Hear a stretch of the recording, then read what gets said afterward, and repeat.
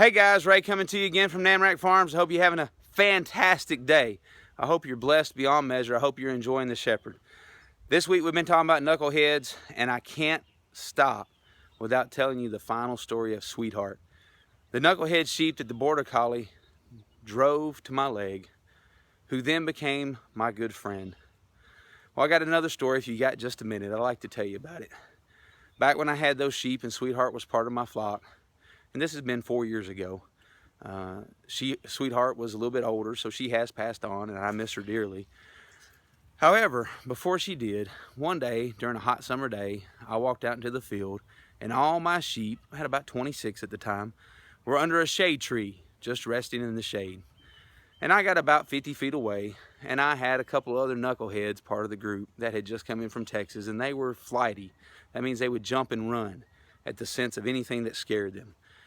So I was about 50 feet away, and I said to my sheep out loud, man, I'd love to come over and sit down with you in the shade and just spend some time with you. But I know if I come over there, you're going to get up and run off. And the reason I knew that, if one sheep runs, just one, the rest of them follow. They're followers. If they get spooked, they all run. However, I had a guard dog at the time named Yato, and she came out and she walked under the tree, and they didn't move an inch because they're used to her. But she started pawing at the tree, at which my daughters had just recently had a picnic, and I realized they had left a Ziploc bag there stuck in the fork of the tree. And if my dog got that Ziploc bag and started chewing on it, guess what?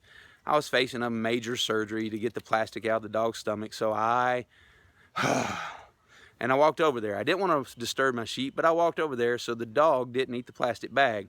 And just as I expected, those knucklehead sheep in the back jumped up and ran, and everybody else jumped and ran with them. So I grabbed the bag out of the tree, I put it in my pocket, and I turned around, and there stood Sweetheart.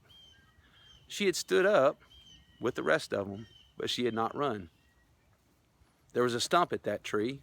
I turned around, sat down, started talking to Sweetheart. That same knucklehead sheep that was afraid of me, remember, that the border collie drove to my leg? And then she sat down, and her and I started to talk. Now, she didn't talk back, but I'm just sharing with her, hey, Sweetheart, how you doing? I'm the kind of that guy. I like doing that with my sheep.